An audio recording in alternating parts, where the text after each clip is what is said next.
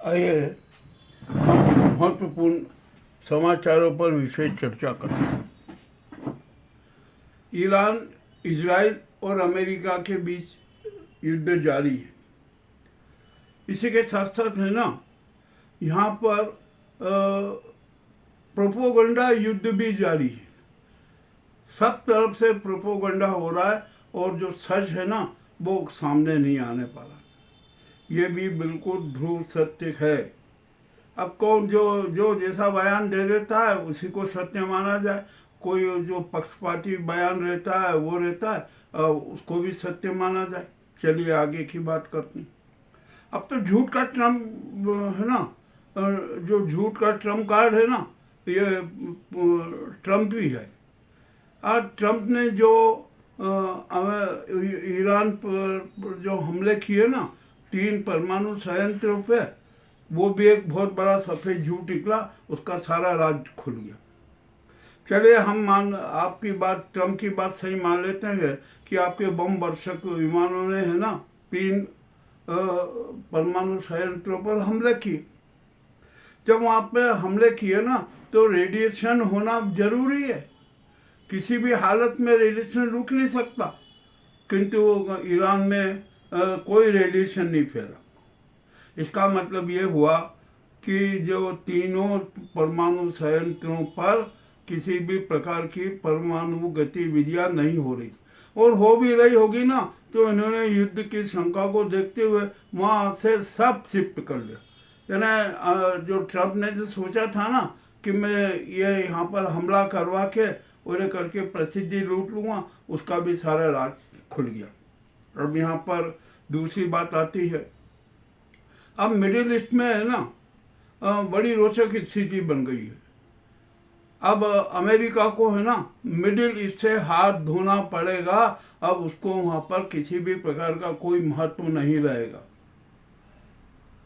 अभी जो है ना इस्लामिक राष्ट्र है ना, जो उसमें से 5 देश है ना जो अमेरिका के साथ थे, अब वे भी अमेरिका के साथ नहीं रहेंगे। सीरिया नहीं रहेगा, सऊदी नहीं रहेगा, कतर नहीं रहेगा, लेबनान नहीं रहेगा, ये सब ने, और कुवैत भी नहीं रहेगा। सब ने स्पष्ट कह दिया कि हम हमारे जो मुस्लिम भाई है ना, इस्लामी भाई है ना, उसके अगेंस्ट में नहीं जा सकते। ठीक है ना, ये बिल्कुल स्पष्ट हो गया। और पाकिस्तान, अब पाकिस्तान की तो बहुत बड़ी फजीयत हो गई। पाकिस्तान के लिए तो है ना ईरान भी उसका दुश्मन हो गया और इजराइल भी उसका दुश्मन हो गया। और ये सारा करा है ना पाप के जो फील्ड मार्शल है ना, ये उनके क्रिया कर। उन्होंने तो पाकिस्तान का जमीन बेच दिया, सब कुछ कर दिया उन्होंने अपने सिर्फ धन लोभ के लिए। अब ये पाकिस्तान का क्या होगा, कौन हमला करेगा? क्या ईरान हमला करेगा या इजराइल हमला करेगा या अमेरिका हमला करेगा? अब पाकिस्तान पे तो हमला होना तय है, कोई अब उसको बचा नहीं सकता।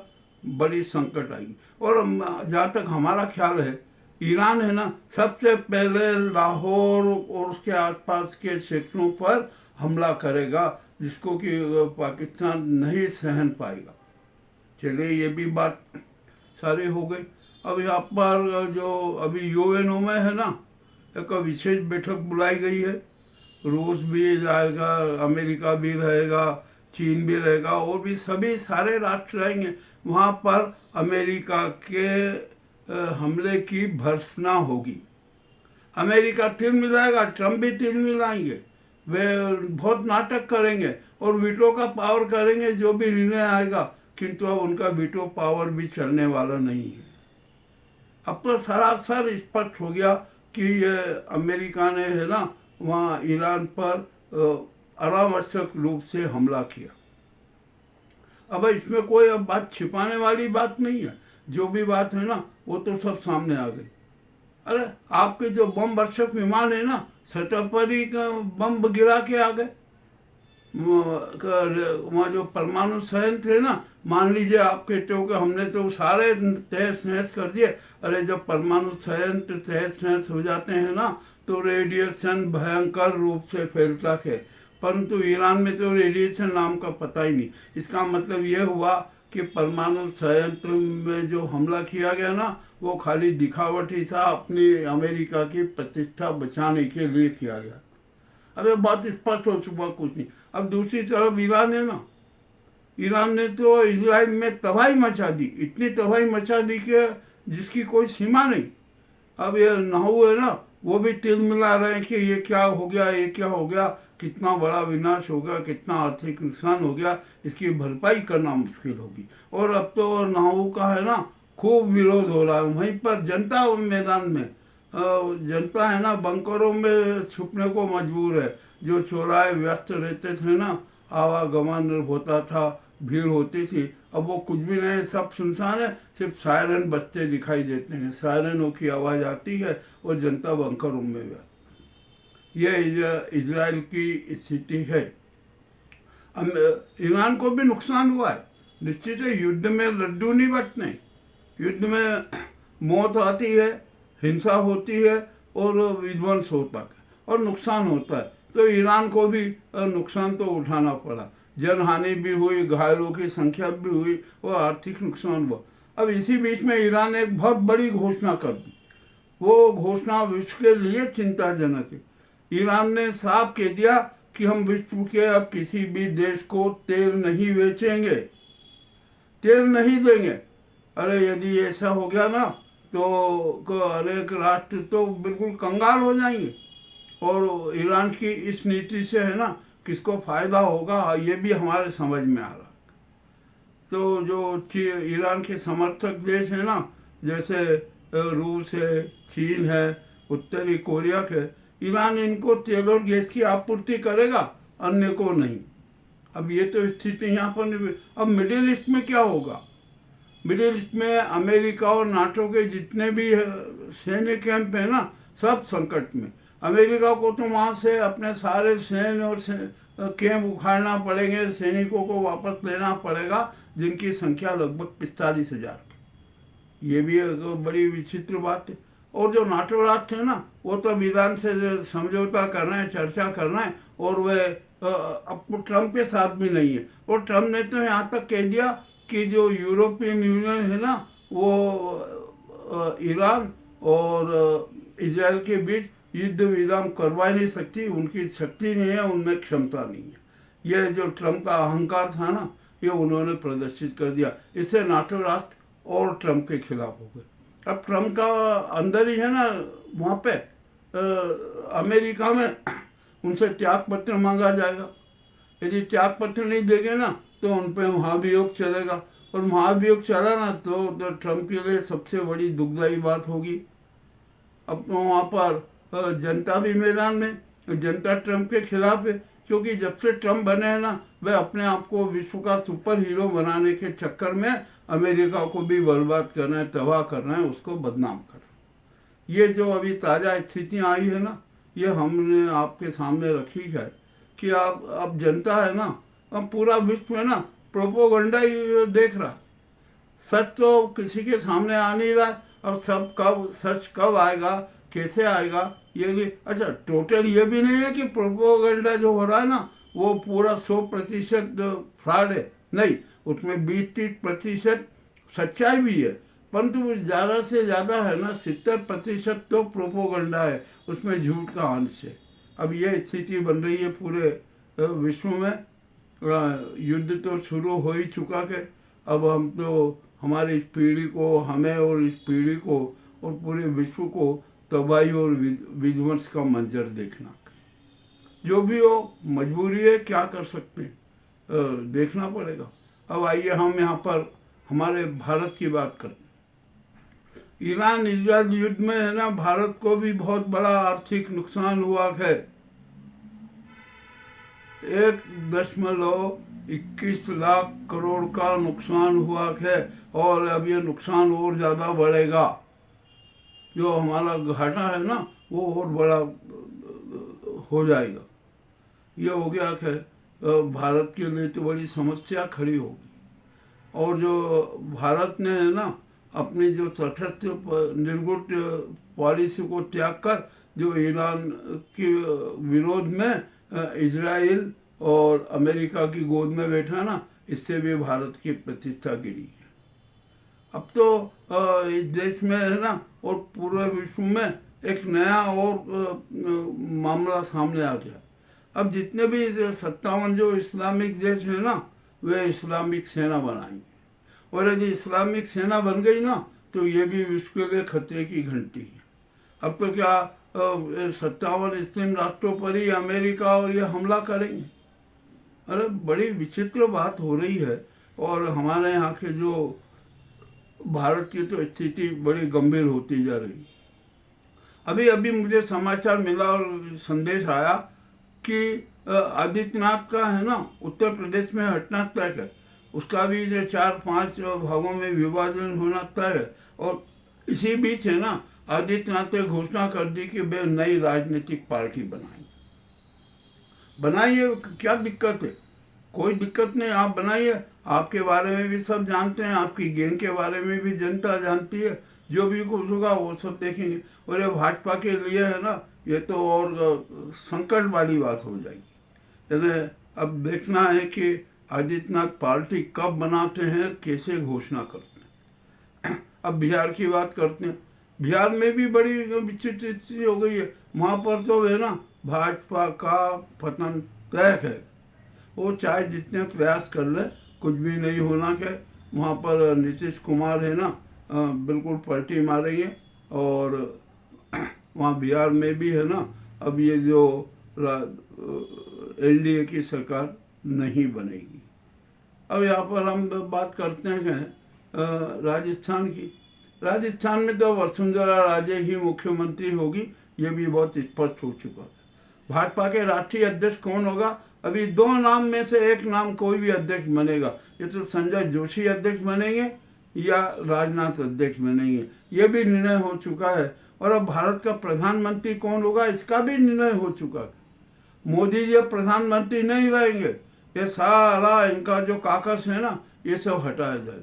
और गडकरी जी है ना, वो भारत के प्रधानमंत्री होंगे।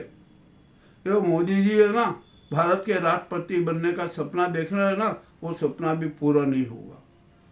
और गडकरी जी जैसे प्रधानमंत्री बने ना, तो वे एक दलीय सरकार नहीं बनाएंगे, वे लोकप्रिय सरकार का गठन करेंगे। उन्होंने स्पष्ट संकेत दे दिया। और इसी के आधार पर है ना महागठबंधन गडकरी जी को पूरा समर्थन देने के लिए तैयार है। और तो हमारी राष्ट्रपति जी है ना व्यर्थ में बदनाम हो गई, नाजी गैंग की कठपुतली बन के। उनके खिलाफ भी जनता है न जाने क्या क्या बोल रही है। वे भी अब है ना कुछ कर नहीं रही है। उनको करना चाहिए, कठोर से कठोर कदम उठाना चाहिए, परंतु वे भी हिचक रही है, कोई वो कदम उठी। अब यहाँ पर जो देश में है ना नाजी सरकार ने 4 जो पर्ची वाले सीएम बनाए थे ना, उन पर भी संकट के बादल आ गए हैं। और वे 4 पर्ची वाले सीएम है ना तुरंत हटा दिए जाएंगे, यह भी निर्णय हो चुका। और काला धन तो इतना बढ़ गया कि स्विस बैंक खुद बता रही है कि अरे आप तो काला धन समाप्त करने वाले थे, या तो जो पूर्व में था ना उससे 3 गुना काला धन जमा हो गया। ये भी बड़ी विचित्र बात है। और अन्य बैंकों में भी पूरा जमा है। और बड़े बड़े घोटाले उजागर हो रहे हैं। इतने बड़े बड़े घोटाले उजागर हो रहे हैं कि जिसकी कोई सीमा नहीं। मध्य प्रदेश भाजपा में भी बड़ा बिखरा हो गया, वहाँ बगावत हो रही है। लगभग 55 विधायक है ना, वो भाजपा से बगावत करने के लिए तैयार हो गए और वे बगावत कर देंगे। और जब ऐसी स्थिति बनेगी तो क्या होगा? अब यहाँ पर एक जो भाजपा के बड़े नेता हैं, उन्होंने भी बगावत के सुर चालू कर दिए। मध्य प्रदेश में भी स्थिति खराब है। यहाँ पर है ना भाजपा की में बगावत होगी, भाजपा का पतन होगा। और भी अनेक बातें हैं। दक्षिण में भी है ना जो इन्होंने जो नाटक करने का करा था ना नाजी गैंग ने, उनके नाटक भी फ्लॉप हो गए। तमिलनाडु में तो इनकी स्थिति है ही नहीं। ये जबरदस्ती वहाँ पर टांग फंसा रहा है, उसको तोड़ना, मगर अब तो वो नीति भी फ्लॉप हो। अब यहाँ पर एक सबसे बड़ी बात, एक बात बता दूं कि जो परिसीमन के आधार पे है ना, जो लोकसभा की 800 सीटें करने का जो प्लान बनाया है ना, वो भी बड़ा घातक है। वो प्लान नहीं बनना चाहिए, परिसीमन नहीं होना चाहिए। जो वर्तमान सीटें हैं ना, उनमें ही मतदाताओं की संख्या बढ़ा दी जाए, क्षेत्र बढ़ा दिए जाए, नए क्षेत्र उसमें डेवलप कर दिए जाए, नए क्षेत्र जोड़ दिए जाएं। यह जो नया परिसीमन के आधार पे 800 सीटें बढ़ाने का जो नाटक किया था ना, इसका भी अब बहुत विरोध हो रहा है। नहीं होना चाहिए परिसीमन, वो का वो पुराने उस पर रहना चाहिए। आप लोकसभा क्षेत्र में है ना, मतदाताओं की संख्या बढ़ा दी। अब यहाँ पर चुनाव आयोग की बात की। चुनाव आयोग की तो स्थिति बहुत ही बदतर हो गई है। उसके खिलाफ तो इतने सबूत इकट्ठे हो गए कि हद से ज़्यादा। यह ज्ञानेश कुमार ने, जो वर्तमान सीईओ हैं, पूर्व के जो सीईओ है कुमार साहब, वो भी बड़े स्थिति में, इनको तो अब जेल जाने की नौबत आ गई। हमारा तो एक ही कहना पड़ता कि सुप्रीम कोर्ट है ना, जो इनकी बातें सुन के इनको समाज दे के जो अवसर देती है ना, वो अवसर नहीं देना चाहिए। और अब तो इन्होंने प्रजातंत्र की हत्या के अपराध में, जनमत की हत्या के अपराध में, घोटाले, चुनावी घोटाले करने के अपराध में और मतदाताओं के साथ धोखाधड़ी करने के आरोप में इनको तत्काल गिरफ्तार करने के आदेश जारी कर देना चाहिए। और जब इनकी गिरफ्तारी हो ना, तो साधारण गिरफ्तारी नहीं होना चाहिए, गिरफ्तारी इनकी तो कठोरता से गिरफ्तारी होना चाहिए और रिमांड भी कठोरता से लिया जाना चाहिए। रिमांड में इनको हेलीकॉप्टर बना दो, ये 1 घंटे में है ना सारे के सारे अपने घोटाले और पाप स्वीकार कर देंगे। ये भी एक बहुत जरूरी कदम है, उठाना पड़ेगा अब सुप्रीम कोर्ट को। जनता तो यही कह रही है। अब सुप्रीम कोर्ट के बारे में हम कह नहीं सकते, वो न्याय प्रक्रिया के तहत होता है काम। तो जो जनता की जो भावना है ना, वो आपको मूर्त रूप में दे देना चाहिए। हमारे सीजीआई से यही अनुरोध है कि जो ये चुनाव आयोग के जो लोग हैं ना, अपना ज्ञानेश कुमार और जो पूर्व के कुमार, इनके खिलाफ भी कठोर से कठोर कार्रवाई करो। और ये ईडी सीबीआई जो है ना, इनके भी नाटक उजागर हो गए हैं, इन पर भी कठोर कार्रवाई के आदेश जारी कर दिए। अब यहाँ पर विचित्र स्थितियाँ थी। हमने जो ताजा से ताज़ा घटना बताए हैं ना, आपको कैसे लगे ये जरूर देखिएगा। आप गंभीरता से सोचिएगा कि हम जो प्रस्तुत कर रहे हैं ना, हम तो सत्य की बातें कर देते हैं और हम कोई भूमिका नहीं बनाते, किसी भी प्रकार का कुछ भी नहीं कहते, सीधा सच्चा तथ्य है ना सबके सामने प्रस्तुत कर दी। अब हमारे उज्जैन की बात बता दूं, हमारे उज्जैन में सीएम 2028 होने वाला और यहाँ पर अनेक प्रकार की घोषणाओं की वर्षा हो रही है, न जाने क्या क्या घोषणाएं हो रही है, कुछ रहा है। अभी महाकाल मंदिर में है ना एक हादसा हो गया और बड़ा विचित्र किस्म का हादसा हुआ। वहाँ पर महाकाल मंदिर में प्रवेश के लिए टनल बनाई।